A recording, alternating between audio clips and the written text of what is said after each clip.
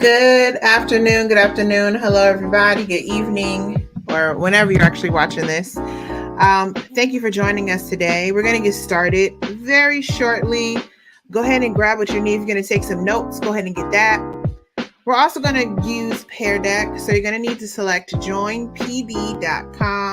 And I'll post that up for you in just a moment. And I'm going to give you the code. Also, in the description box, you're going to need the actual link for today.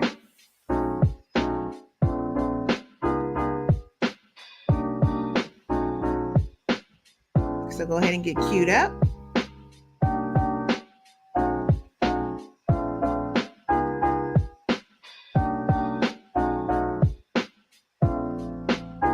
All right, and let's get started. Okay, welcome everybody. Super excited once again to have everybody here with us today. Of course, if you're watching this asynchronously, then you have the option of pausing whenever you need to do so. So please feel free to do so. I'm going to go ahead and share with you. They always say there's a couple different types of presenters. I am a presenter that will talk to you every step of the way. So I will share with you exactly what it is that you need. Let's get started. As promised, this is the Pear Deck. So this is the first part of a presentation. The next presentation I'm going to do is going to walk you through how to create a Pear Deck. But that's not today. Today, you're going to use Pear Deck to follow along with me for today's presentation. All right. So here we go. Once again, joinpd.com, and the code is VAQPSA. Go ahead and pause your screen if you need to do so. You can type that in, or you can simply click on the link in the description box below. Okay, so let's get started. Here's our objective for today. Students will define STEAM and discover opportunities to integrate STEAM in their learning tasks. And so what is STEAM education?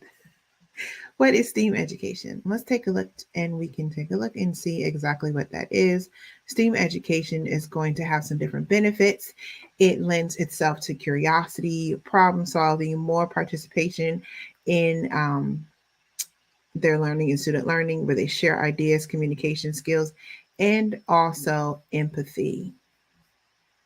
So you want to make sure you're taking that into account as well. All right, the next thing is going to be your 21st century skills that is also going to be fostered. So STEAM education involves science, technology, engineering, the arts, and also mathematics. And I like to say everything else in between. There's also STREAM education that includes reading as well. Very, very beneficial to students. So as you know, today's lesson is talking about hands-on activities and also integrating art into our curriculum. So here we have a example of a teacher who's working with some students on the STEM activity. And these are some things that we can also do. But we're not only going to just observe this image, we're going to take a close look at the actual lesson for today.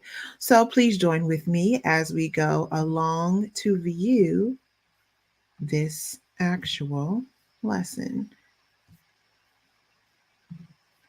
Here we go. It is loading. And we're going to travel to Atlanta.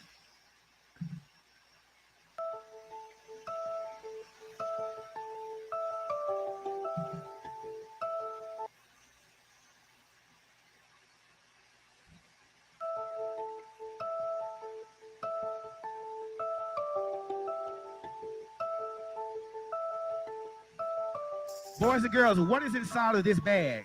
Air. You are going to see convection at its best.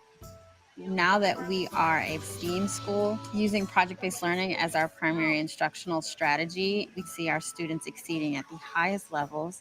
They're interested in what's happening in the world. They're interested in their own learning and how they're going to apply that. So here at Charles Drew Charter School, we are a STEAM school with an emphasis on science, technology, engineering, the arts, and math. Our kids not only get the regular curriculum, but they also have classes, science lab with me, robotics, engineering, art, chorus, band. This is called a I'm taking dance and orchestra right now. I like technology too. I like science, and I like to learn about how things work. Well, for us, project-based learning and STEAM can't really be separated. Instead of teaching these skills and these disciplines in isolation, we collaborate and work together. Our students are making connections between these disciplines. We know that the careers that are going to be available are in STEAM fields. We use project-based learning to help our students be successful in those careers. Project-based learning is not just creating a project. It is not teaching theme units. It's solving a problem. The project is a product that students create in order to solve a problem. It's a project that needs to have an audience and needs to have a lasting impact. So across the entire building, teams collaborate to plan project-based learning instruction. So ideally, what we're going to do is look at these essential elements. We focus on one project-based learning unit that integrates all of the subject areas each quarter. The teachers work together to look at their standards, look at what's relevant for our students, what's happening in the world, and design a driving question. I like it a lot because there's like one question, one big picture. I like big pictures, but I also like that you can like ask little questions within the big question. A big standard in third grade is teaching about heat. We wanted to see if students could figure out a problem within their community that they could solve using heat. We immediately thought of a snowpocalypse. Heat played an important role, whether it was related to the weather or how Atlantans coped. There was just coldness and snow and ice. And so heat plays a really good part to keep us warm. We eventually arrived at the question of how can we better prepare for Atlanta's changing weather. We went in this direction because we knew that it affected a lot of their families. It affected our school. My students researched the event. I brought in some community members to just share their stories. We had so many people stranded. We had students who were on the bus 10, 11 o'clock at night. And we was trying to contact parents just to let them know where their child was. They couldn't believe some of the stuff they heard. And that, to me, was this very organic way that they arrived at this problem and this feeling of, I want to do something about it. We are going to be thinking of some ways to help Atlantans better prepare for weather like this. The teachers may have designed a project that's going to guide the students in a direction, but the students have a big role helping to design products that will solve those problems. My class came up with some type of safety case that would help them if they were stranded. So they'll do certain little mini projects along the way, like a solar oven. We're going to talk about insulation. They'll test different materials to see what are good conductors of heat and to see how could these everyday materials fit into your kit. Wooden spoon, plastic spoon, metal spoon. Does it feel cold? Does it feel hot? Feel it. Record your observations. What about the metal spoon, Destiny? The metal spoon got hotter. So that was the hottest? Yes. All right, so right One now. of the questions that they said that they needed to know was, well, how is heat produced? Mr. Thomas came up with the idea to bring the entire third grade out. Heat energy can be transferred in how many ways? 3, conduction, radiation, and convection. The heat from the sun will transfer energy to the air inside this bag. Once the molecules in the air inside the bag get warmed up, the solar bag is going to rise into the air. Our commitment to STEAM has shaped how we do project-based learning here at Drew.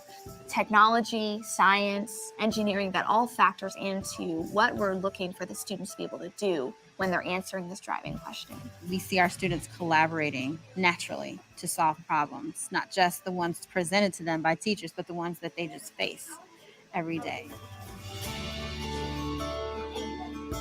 All right, and so that's going to be at the very core of a STEAM-based program. You're going to find that the students are beginning to take on the characteristics that you are teaching throughout the program, not only in and during the lesson, but also throughout their everyday lives and interactions with each other. And also in that video, I wanted to show you the entire thing. I was thinking about clipping it, but I didn't want to clip it because It really gave us a chance to look into how they're using hands-on activities. And if I were going through and teaching this lesson, I could also incorporate some art. What do you see? They could be drawing. I could work with the art teacher and work on some different art standards about showing the different ways that heat rises. Now, if I'm working with this in middle school students and I'm letting them be behind the scenes of the camera while we go out and do a presentation. So I'm not only incorporating one thing, I'm also incorporating media arts into it as well. So the sky's the limit. I want you to really think outside of the box because our students are capable of doing so much, so many wonderful things. We just have to make sure that we're continuing to give them that opportunity to do so. So I just wanted to say thank you so much for all that you are doing with our students. I wanted to refer back to the presentation for today, which is in the Pear Deck. If you're just now joining us, you have the ability to join in with today's lesson by clicking on the Pear Deck activity. I'm going to share that Pear Deck with you one more time. Again, joinpd.com. The code to join is VAQPSA. You do have the ability to pause this video and you are able to use this at your own pace. All right, we're going to go ahead and continue. And I want you just to answer this question. What did you observe about student questioning during this video? What did you observe about student questioning during this video?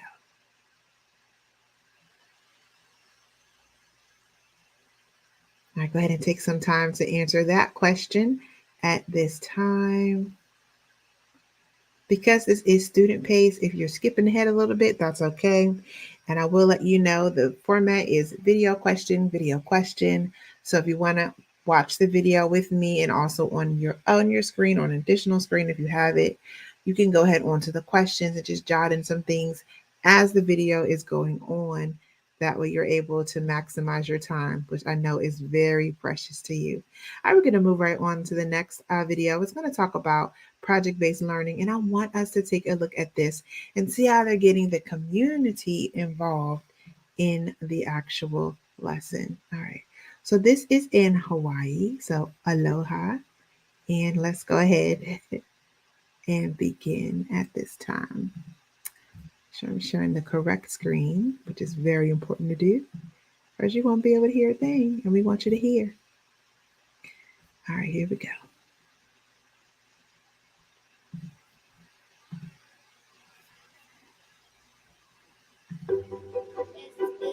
One free meal per kid. Okay. For every 2 days. Imagine students combining skills in art, math, science, and writing, all in the creation of one project. That's just what one of the latest trends in our schools is doing, known as project-based learning. This teaching technique is being used as a way to engage students and get them to take a leadership role in their own learning. So instead of handing a child a rubric and say, here's ABC, please get this to me by Tuesday, it's here's an open-ended question, where can we take this and what can we do with it? What it really does for the student is it gives them a chance to become leaders so that. And I want to point out that even though this video is in the elementary school, this is applicable all the way up to 8th grade and even beyond, really. They can step out of just sitting in their desk and just waiting for the answers to come for them. Now they have to think for themselves. So I looked at my standards with my 4th grade team and we discussed what can we cover. Science is so heavily influenced in 4th grade.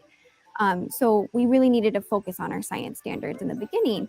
So I thought, okay, well, we focus a lot on habitats. We do a lot of landforms, geographical features. They do a lot of map skills. So I thought, well, how could I turn that into something that they're going to enjoy and remember later on? So they each were put into groups and they each chose a continent. And then I said, okay, now choose an island within your continent. And then I said, okay, now become experts on your island. So tell me about the habitats. Tell me about adaptations that your animals have to survive in that habitat. Our teacher said to, she handed us this paper that had geographical features. So there was like forests, caves, waterfalls, lakes, rivers. So I asked them the question, well, how do we bring tourists to our island? And eventually they got around to, well, we need sales and marketing. Well, what is sales and marketing? How do we learn about sales and marketing? Did y'all see that? Sales and marketing. Oh my goodness. That's not something I would have brought out automatically, not being a business teacher in any way, shape, or form.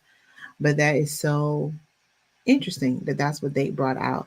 So when you're building these project-based learning, when you're doing these STEAM lessons, they automatically just lend themselves to opening students' eyes to so many different disciplines and also being integrated in their learning experience.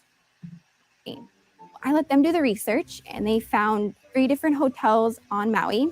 So they contacted the Maui Coast Hotel and we had a sales and marketing person come in and they talked, they brought in books, and then we had a Four Seasons manager. He's a pool manager and he talked about the safety and what's it like to have a kid-friendly hotel and the importance of just running a hotel in general. And they asked so many different questions. They were interviewing the hotel managers and the construction worker. All right, wonderful. And I want to point out that if you notice that it's skipping a little bit and it may be a little difficult for you to follow along, everything that you need is already embedded inside of today's presentation. So after you finish watching that, this is one of the things I want you to focus on. How was the community involved in this school? And how might your community become a part of your STEAM program? Just something to think about. How can we get the community involved and bring them in so that they are a part of the STEAM program? All right, so next we're going to talk about culturally responsive problem-based learning activities. Now, Zaretta Hammond is one of my new favorite authors. She is the author of Culturally Responsive Teaching and the Brain. In this, she promotes authentic engagement and rigor among culturally and linguistically diverse students. And she's also a national education consultant. Okay, so let's go in and we're going to go ahead and share my screen once again. I'm going to share with you this video. Once again, if you want to watch more, if you want to go back to the beginning, you are welcome to do so. I'm just going to jump right in and show you a little highlight of today's video. That evolution of focusing on equity. So we have to attend to both things. And I think on the anti-racist social political context side, we are continually looking at how do we recognize structural racialization or structural racism? How are we becoming literate about kind of the ways that this plays out in society and impacts students? And we're thinking about what are the counter narratives we have to lift up in order to negate the negative narratives about what certain kids can and can't do.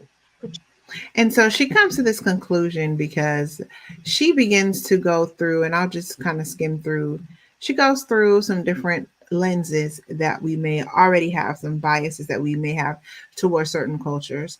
And in this, she encourages us to not negate them or neglect them, but really confront them, because that is the way that we can grow. A lot of times it's very easy to avoid conflict.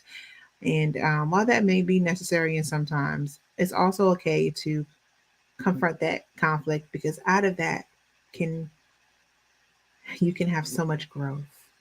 So we want to make sure that that is what we are doing. All right, we're going to continue on with today's Pear Deck. And I just want you to go on to the next slide.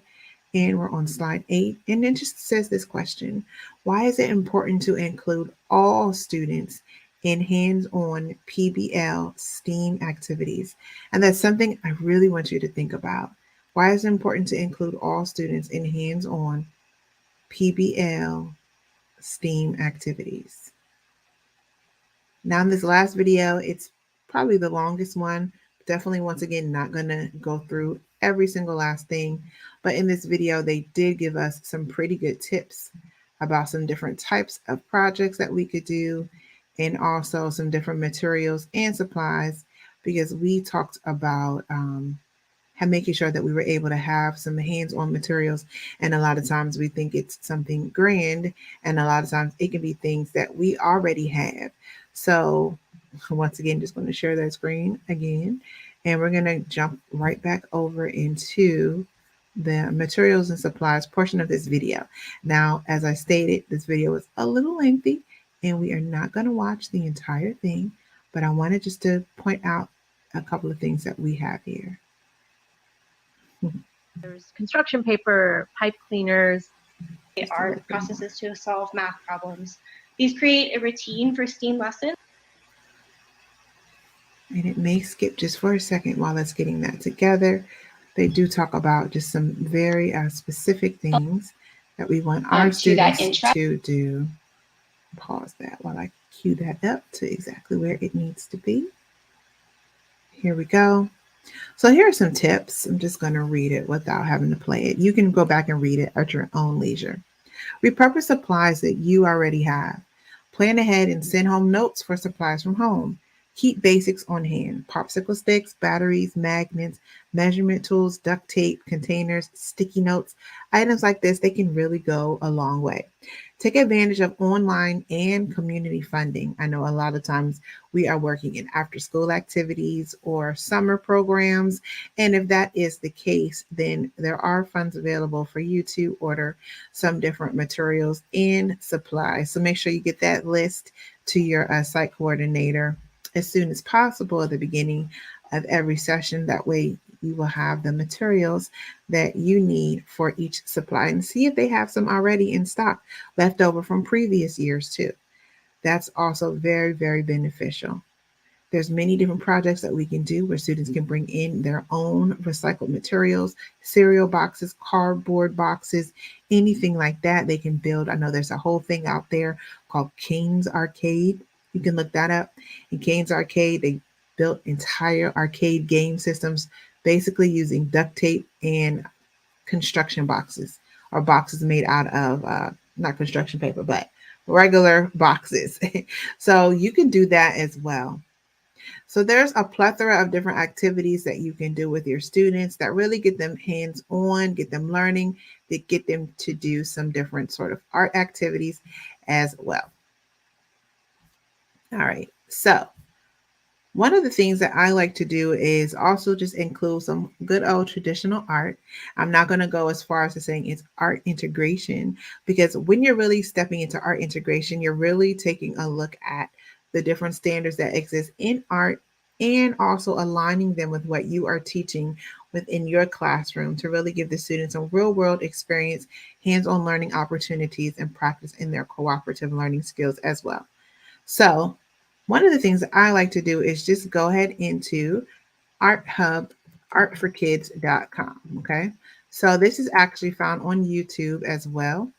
And in this, there is a plethora of different activities that the students can do. So I'm just going to peruse through this website and show this to you, that way you're able to see. Sometimes when I was doing the summer program, I would type in the different things. I know one year we were talking about ants. So I had a visitor come in who was an entomologist, and he taught the students. And then to begin the lesson, I had a kickoff thing, even though we're virtual. We had a kickoff moment where we drew the different ants online, and we started by using Art Kids Hub. And so we had students, they're really drawing, they really got into it.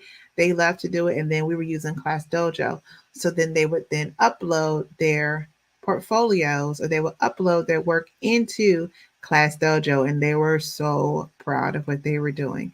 Ladies and gentlemen, I just want to thank you so much for your time today. I know it is valuable. So moving forward, I want to leave you with these final thoughts. And the final thoughts are this: how can you use STEAM integration in your classroom? So how can you use STEAM integration in your classes? And once again, to join the presentation, make sure you're going to joinpd.com, VAQPSA. And you can join the link that is in the description box as well. That will take you directly to this presentation and give you access to everything. It is on Student Pace. And then don't forget to check in and tell me your name and your school site. Nobody else will be able to see this except for me, your professional development host. So make sure that you are doing this. And this needs to be done. It'll still be live within the first 30 days that this is published. After that, this Pear Deck will no longer be active, which leads me into a little preview for the next session. Coming up next, I'm going to show you how to create your very own interactive Pear Deck presentation, just like I've created today. Thank you so much for joining us, and we thank you for all you are doing for our community. We greatly appreciate it. Have a wonderful rest of your day. Have a wonderful rest of your summer. If you're watching this during the summer, if you're watching it again later on in the fall, have a great school year. Thank you again. Have a great day. Bye-bye.